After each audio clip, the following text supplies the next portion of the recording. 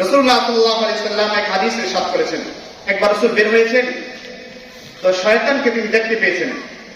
কি অবস্থায়? শয়তান একেবারেই জীর্ণ শীর্ণ, শরীরে কোনো বস্তু নাই, মাংস নাই, কুঁজো হয়ে গেছে।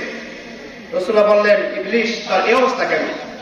তখন শয়তান উত্তর দিল, দেখেন আমি সারা জীবন কষ্ট করে মানুষকে গুনাহ করাই, বিভিন্ন ভাবে পরিশ্রম করে গুনাহ করাই, কিন্তু আল্লাহ রিসেন্টলি যে আয়াত নাযিল করেছেন, ইদানিং এই আয়াত আমার সব চেষ্টা ব্যর্থ করেছে। কি আয়াত নাযিল করেছেন আল্লাহ? ইয়া ইবাদিয়াল্লাযীনা আসরাফু আলা আনফুসিহিম লা তাকনাতু মির রাহমাতিল্লাহ ইন্নাল্লাহা ইয়াগফিরুয যুনুবা জামিআ ইন্নাহু হুয়াল গফুরুর রহিম। হে বান্দা, তোমরা যতই গুনাহ করো না কেন, আমার রহমত থেকে নিরাশ হয়ে যাও না। আল্লাহ চাইলে জীবনে সব গুনাহ মাফ করে দিতে পারেন। আল্লাহ নবী অন্য হাদিসে বলছেন যে তওবা করে সে তার জীবনে সব গুনাহ মাফ হয়ে যায়। তাহলে জীবন ভরে শয়তান কষ্ট করে গুনাহ করেছে, এখন যদি সব মাফই হয়ে যায়, তাহলে তো এই কষ্টটা ব্যর্থ। এই আলোচনার পরে দ্বিতীয় দিন আবার সাক্ষাৎ হয়েছে। ইবলিস এই দিন পুরা একবারে সুনাম দেখানো ওইখানে, পুরা হেভি বডি।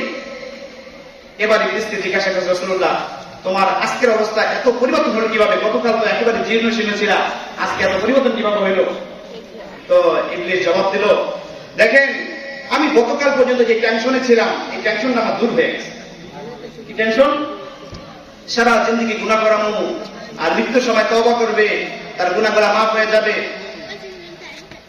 আমার সারা জীবনের সব অর্জন বৃথা যাবে। কিন্তু আমি এমন এক গুনাহ আজকে আবিষ্কার করেছি, যে গুনাহটাকে মানুষ গুনাহ মনে করবে না, মনে করবে সওয়াব, আসলে গুনাহ, যে কারণে দিন শেষে মৃত্যুর সময় আর তওবাও করবে না। তওবা করবে না, শুধু গুনাহ মনে করে না। এটাকে এমন কিছু গুনাহ আবিষ্কার করেছে যেটাকে মানুষ গুনাহই মনে করে না, মনে করে আমরা তো ভালো কাজই করতেছি, ভালো কাজই করতেছি। দিন শেষে আর তওবা করে না, সে ঈমান হয়ে মারা যায়। এমন সমাজে অহরহর গুনাহ, শত শত গুনাহ সমাজে আছে, যেগুলো আমরা আপনারা করতেছি, যেগুলো আমরা গুনাহ মনে করি না, সওয়াব মনে করি, আর মৃত্যুর সময় আমাদের তওবাও নসিব হবে না, তওবাও করতে আমরা পারবো না। ওই গুনাহ সম্পর্কে বেশি সতর্ক করা এটা আমাদের দায়িত্ব। কি বলেন? যে গুনাহ থেকে তওবা করবে না। আল্লাহ আমাদেরকে সহিহ বুঝ দান করুন। আমাদের দেশে একটা শ্রেণীর মানুষ, তারা নামাজ কালাম এগুলোর প্রতি একেবারেই অনীহা, এবং এই নামাজ নিয়ে তারা অনেক ব্যঙ্গ করে থাকে। যারা নামাজি এদেরকে একটু আর চোখে দেখে। এরা হজও যায় না, কোরবানিও করে না, রোজা নামাজে আগ্রহী না। এরা একটা বাউল শ্রেণীর মানুষ, এরা বাউল। এদের একেবারেই গোড়ার বাউল হলো লালন শাহ। এদের অনুসরণ করে, এর যে সঙ্গীত গুলো আছে, এর যে লিখনী গুলো আছে, এগুলো তারা গবেষণা করে, এগুলো তারা পড়ে বা মহব্বত করে, ভালোবাসে, এগুলো অনুসরণ করে। আমি এই সম্পর্কে আলোচনা করবো, আল্লাহ যদি তৌফিক দান করেন। তো লালন শাহ একটু কুষ্টিয়ায় বাড়িও না, উনি মূলত একজন বৈরাগী মানুষ। ওনার বাবা ছিল না, অল্প বয়সে বাবা মারা যায়, লেখাপড়া করতে পারেন নাই। তো একদিন উনি ওই হিন্দুদের এলাকায় বসবাস করতেন। তো হিন্দুদের বিভিন্ন কীর্তন মিত্তন এগুলো হয়তো ওখানেও চাইতেন। তো হিন্দুরা একবার গঙ্গায় স্নান দিতে গেছে, স্নান বলেননি, গোসল, আমাদের গোসল বলি, স্নান বলে, স্নান দিতে গেছে, উনিও গেছেন। তো সেখানে যাওয়ার পরে অসুস্থ হয়ে গেছেন। বসন্ত হচ্ছে, বসন্ত। অসুস্থ হওয়ার পরে এত অসুস্থ হয়ে গেছে, একবারে মনে হয় যে সে মারাই গেছে। তো অসুস্থ আস্তে আস্তে বাড়তে বাড়তে বাড়তে এমন অবস্থা হয়ে গেছে, সে হাত পা সব ছেড়ে দিচ্ছেন, মানুষ মনে কাছে মারা গেছে। তো মানুষ কি করছে, তখন কি করবে? তাকে ভাসাই দিছে। তাকে, যেহেতু হিন্দুদের সাথে আসছে, হিন্দু না মুসলমান আছে এটা তো জানে না, এই যে নদীতে ভাসাই দিছে। তো ভাসতে ভাসতে অনেকক্ষণ পরে এক জায়গায় যে চাপছে, একটা মহিলা পানি নিতে আসছে, পরে দেখে যে তার পা নড়তেছে। তখন আরো লোকজনকে ডেকে বলছে, এই লোকটা তো জীবিত। তখন তারা তাকে উঠাইছে। উঠানোর পরে ওই মহিলার বাড়িতে, মহিলা ছিল মুসলিম, ওই বাড়িতে অনেকদিন রাখার পরে চিকিৎসা করার পরে সে অনেক সুস্থ হয়ে গেছে, পুরোপুরি ভালো হয়ে গেছে। ভালো হওয়ার পরে তার এলাকায় গেছে, এলাকায় যাওয়ার পরে পুরো এলাকায় তো আলোড়ন সৃষ্টি হয়ে গেছে, মরা মানুষ চিন্তা হয়েছে, ঠিক না? মরা মানুষ আবার জীবিত হয়েছে, হাজার হাজার মানুষ দেখার জন্য আসছে। এরপরে ওই এলাকায় যে জমিদার ছিল হিন্দু, এরা তাদের ধর্ম অনুসারে তাকে আর এলাকায় জায়গা দেয় নাই, যে তুমি একবার মরে গেছো, আর দ্বিতীয়ত তুমি মুসলিম পরিবারে সেবা নিয়েছো, এই জন্য এই এলাকা তোমার জায়গা নেই। সে আর জায়গা পায় নাই, সে চলে গেছে। তখন থেকে তার ধর্মের প্রতি অনীহা সৃষ্টি হয়েছে। এই জন্য এই লালন শাহ না ছিল হিন্দু, না ছিল মুসলমান, হিন্দুও ছিল না, মুসলমানও ছিল না। সেটা তার পরবর্তী কথাগুলো আমি সেটা প্রমাণ দিব। সে এরকম জঙ্গলে থাকতো, ওখানে গান গাইতো সারাদিন, আর কিছু ভক্তবৃন্দ ছিল, এই গানগুলো তারা লেখত। বহু আগের কথা, সে ইন্তেকাল করেছে 1890 সালে, আজকে 134 বছর আগে। তার জন্ম হল 1774 সালে। তো এই লালন শাহ, এই কথা না বলি, আমি এখানে ক্লাস করে গেছি, ওয়াজ না ক্লাস, আমার কোনো শুট নাই, কিছু গুরুত্বপূর্ণ কথা বলা দরকার বলতেছি। মোহতারাম হাজরিন, এই লালন শাহ যে গানগুলো গেয়েছে, তার যে সারা জীবনের জীবনী যেটা, এটাকে নিয়ে একটি উপন্যাস লেখা হয়েছে। ওটার নাম দিয়েছে মনের মানুষ। নাম কি? মনের মানুষ। এই উপন্যাস আছে বাংলা লালন একাডেমিতে, এটা আছে, সারা দেশে এটা পাবেন। উপন্যাসটি লিখেছে ভারতের কলকাতা সুনীল গঙ্গোপাধ্যায়, হিন্দু।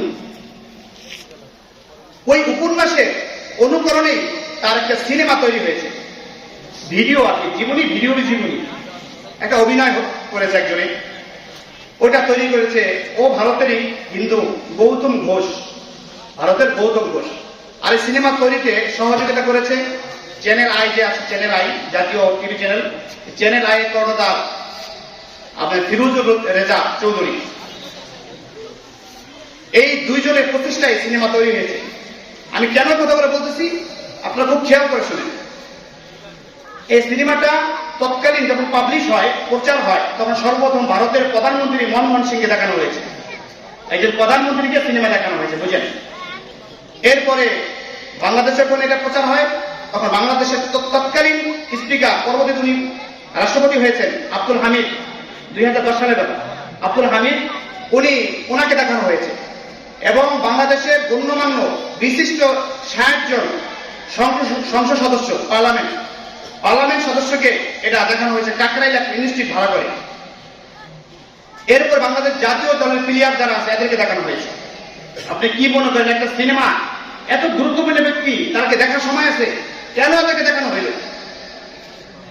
ওই যে গৌতম ঘোষ যিনি সিনেমা তৈরি করেছেন, ওনাকে চ্যানেল আই একটা সাক্ষাৎকার নিয়েছিল। ওনার ওই সাক্ষাৎকারে উনি বলেছেন, এটা সাধারণ কোন সিনেমা নয়, এটা হলো একটি ধর্মগ্রন্থ। নাউজুবিল্লাহ, এটা একটি ধর্মগ্রন্থ, কোরআন যেমন ধর্মগ্রন্থ, এটা একটা ধর্মগ্রন্থ, এটা বাউলদের ধর্মগ্রন্থ। এরপরে এই সিনেমার মূল্যায়ন করতে গিয়ে কিছু মানুষের সাক্ষাৎকার নেওয়া হয়েছে, বিশেষ করে আপনার কুষ্টিয়ায় লালন ভক্ত যারা আছে, লালনের যে আখড়া আছে, ওখানে সাক্ষাৎকার নেওয়ার সময় এক ভক্ত বলতেছে যে মুহাম্মদ সাল্লাল্লাহু আলাইহি ওয়াসাল্লাম যেরকম আরবের নবী ছিলেন, বাংলার নবী হইল লালন শাহ। নাউজুবিল্লাহ। এখানেই শেষ নয়। 1986 সাল, আমার কথা বল প্রত্যেকটা মিলাবেন, 1986 সাল, তখন ক্ষমতার প্রেসিডেন্ট হোসাইন মোহাম্মদ এরশাদ, তার ক্ষমতার 5ম বর্ষ, 86 সাল, তিনি 82 সালে ক্ষমতায় আসছেন। তো তিনি লালনের যে আখড়াটা রয়েছে, ওখানে তদারকি করার জন্য, ওটাকে পরিচালনা করার জন্য এক কুষ্টিয়া প্রফেসরকে দায়িত্ব দিয়েছেন যে তুমি এটাকে পরিচালনা করবা। তো উনি পরিচালনা করেছেন, আলহামদুলিল্লাহ। ওখানে ওয়াজ মাহফিল দিচ্ছেন, কোরআন তেলাওয়াত করাইছেন, এইভাবে কিছু ইসলামী কর্মকাণ্ড সেখানে করতেন। কিন্তু লালনের যে ভক্তরা রয়েছে, তারা ডিসির কাছে আবেদন করেছে যে ডিসি মহোদয়, আমাদের যেই লালন ভূমি যে আখড়া রয়েছে, এটা তো একটা তীর্থভূমি, মক্কা মদিনার মতো এটা পবিত্র ভূমি। সুতরাং এই ভূমিতে এই যে ইসলামিক যে কর্মকাণ্ড করে, এটা আমাদের জন্য চরম অপমান দেয়, চরম অপমান কর। সুতরাং এগুলো বন্ধ করে। তো সরকারি লোক তারা তো অতটা হাত লেনে যাবে না, তারা যেদিকে মানুষের জোয়ার থেকে ওদিকেই যাবে। কি বলে, আমাদের দেশে যারা নেতা নেতৃবৃন্দ আছে দেখবেন, যখন এই যে গানের বিরুদ্ধে লোক যখন বেশি, মেলার বিরুদ্ধে, এরা আলহামদুলিল্লাহ ইনশাল্লাহ আমাদের প্রতি আসবে। কি বলেন? যাই হোক মোহতারাম হাজরিন, তখন ওখানে এসে বলছে যে আমাদের কালিমা হলো লা ইলাহা ইল্লাল্লাহ লালন রাসূলুল্লাহ নাউযুবিল্লাহি মিন যালিক, লালন ভক্তরা। এবার আসেন তার দর্শন কি ছিল, তার কথা কি ছিল, তার অনুভূতি কি, ইসলাম সম্পর্কে তিনি কি বলেছেন। লালন তার জীবনে বহু গান গেয়েছেন, অনেক। উনি বাংলায় ভালো একটা দক্ষতা অর্জন করেছেন, এটা ওনাকে শ্রদ্ধার বিষয়, ওনাকে শ্রদ্ধা করি। উনি বাংলায় ভালো দক্ষ ছিলেন, সঙ্গীত শিল্পী ছিলেন এবং গীতিকার এবং আপনার রচনাও করতেন। তো ওনার এই গানগুলোতে বেশিরভাগ গান এটা হলো আপনার যৌনতায় ভরপুর, বিভিন্ন যৌন সম্পর্কে, এই সম্পর্ক, নারী পুরুষ মেলামেশা, এই সম্পর্কে আলোচনা। যেমন আপনারা অনেকে শুনে থাকবেন, বাড়ির পাশে পড়শিনগর সেথা বসত করে এক পড়শি বসত করে, আমি একদিনও না দেখিলাম তারে। শুনছেন এখন এরকম? এটার এই গান সম্পর্কে লালন একাডেমির প্রতিষ্ঠাতা পরিচালক ডক্টর আনোয়ার করিম চৌধুরী তিনি লিখেছেন ৩০০ তার বই, বাংলাদেশের বাউল সমাজ সাহিত্য সঙ্গীত বইয়ের নাম, ৩৬৮ পৃষ্ঠা এবং ৩৬৯ পৃষ্ঠায় দুইটা পৃষ্ঠা আপনারা পাবেন। তিনি লিখেছেন যে এই গানকে মানুষ আধ্যাত্মিক গান মনে করে, আসলে এটা একটা যৌনতায় ভরপুর। এতে যে শব্দগুলো রয়েছে এগুলো প্রত্যেকটা যৌনর দিকে আপনার ইঙ্গিত করে, ইশারা করে। আমাদের কোনো বই দ্বারা দলিল দিলাম না, কারণ হলো আমাদের বলতে বলবেন হুজুর আপনার কইবেন বিপক্ষে। তাদের বই, লালন একাডেমি প্রতিষ্ঠাতা, আপনি কি মনে করেছেন? তার বক্তব্যটা বই আছে, আপনি দেখতে পারেন। মোহতারাম হাজরিন, এরপর তিনি লিখেছেন, এটা আপনারা সবাই জানেন, সময় গেলে সাধন হবে না। শুনছেন না? সময় গেলে সাধন হবে না, দিন থাকিতে দিনের সাধন কেন করিলি না, মন সময় গেলে সাধন হবে না। এটা ক্লাস 9-এ বইতে আছে। আমার আশ্চর্য লাগে এই সমস্ত কুরুচিপূর্ণ যৌন আবেগ তৈরি করে এ সকল গান কেন ক্লাস 9-এ বইতে দিয়েছে। শিক্ষা কারিকুলামে যারা থাকেন আর কি করেন এসব নাস্তিক বসা সব এখানে। ওই নাস্তিক গুলো এই সমস্ত মানুষকে বিভ্রান্ত করার চেষ্টা করে। সময় গেলে সাধন হবে না, এরপরে যে কথাগুলো আছে, কি হবে মন খালি বিলে, অসময়ে চাষ দিলে, এই সব খালি বিলে, এইগুলো দ্বারা এক এক মানুষের গোপন অঙ্গ ইঙ্গিত করা হয়েছে, ইশারা করা হয়েছে, যেগুলো আমি এখানে বলার মতো নির্লজ্জ, আমি এত নির্লজ্জ হতে পারবো না, কিন্তু কথাগুলো অত্যন্ত নির্লজ্জকর। সময় গেলে সাধন হবে না। যাক মুহতারাম হাজরিন, লালন কোরআনের ব্যাপারে তার কোন বিশ্বাস ছিল না। তিনি কোরআন নিয়ে সন্দেহ করতে এক পর্যায়ে বলেও ফেলেছে এটা কোরআন হলো মানুষের রচিত, নাউযুবিল্লাহি মিন যালিক। কি বলেছে? তার এক প্রসিদ্ধ গানের আপনারাও শুনছেন, কি কালাম পাঠাইলেন আমার সাই দয়াময়, কি কালাম পাঠাইলেন আমার সাই দয়াময়, এক এক দেশের এক এক বাণী, কয় খোদা কয় খোদা পাঠায়, এক এক দেশের এক এক বাণী, কয় খোদা পাঠায়। যদি একই খোদার হইতো রচনা, তাহলে তো ভিন্ন ভিন্ন থাকিত না। মানুষের সকল রচনাই তো তাই তো ভিন্ন ভিন্ন হয়। কি কালাম পাঠাইলেন আমার সাই দয়াময়। এবার শেষে গিয়ে বলেছেন, মানুষের রচিত জানি লালন ফকির কয়। এটা তো আপনার স্পষ্ট, এটা তো এখন সার্চ দিলে আপনি পাবেন, গুগলে সার্চ দিলে আপনি পাবেন, এটা আমার বানানো না। এই কথাগুলো আমাদের দলিল দিয়ে বলছি না, আপনাদের দলিল, এদের দলিল দিয়ে বলছি। কোরআন সম্পর্কে এই সন্দেহ, যেই কথা বলতে পারে মানব রচিত, অথচ কোরআন কারীমে সূরা বাকারা 23 নম্বর আয়াতে আল্লাহ তাআলা চ্যালেঞ্জ করেছেন। কি বলেছেন আল্লাহ তাআলা? আউযু বিল্লাহি মিনাশ শাইতানির রাজীম, ওয়া ইন কুনতুম ফি রাইবিন মিম্মা নাযালনা আলা আবদিনা ফাতু বিসূরাতিন মিন মিসলিহি। আল্লাহ বলেন, হে নবী, আপনাদের, হে মক্কার কাফেররা, তোমরা শুনে রাখো, যদি তোমাদের কোরআন নিয়ে কোনো সন্দেহ হয়, তাহলে কোরআনের সূরার মধ্যে একটা সূরা বানায় দাও। কোরআনের সূরার মধ্যে একটা সূরা বানায় দাও। এই আয়াত কখন নাযিল হয়েছে? যখন রাসূলুল্লাহর উপর কোরআন নাযিল হইতেছে, আর কাফেররা বলা বলি করে, আর এই কোরআন আমরা বানাইতে পারবো, ব্যাপার না, এইগুলো আমরাও পারি, এগুলা আমাদের কত সাহিত্যিক কত কবিতা আমরা লিখলাম, এগুলো আমরাও পারি। তখন রাসূলুল্লাহ টেনশন করে গেলেন, হায় হায়, কোরআনের মতো যদি কোরআন বানাই ফেলায় তাহলে তো এই কোরআনের মূল্য রইল কি, আমার এই কোরআন তো কি শুনবে না।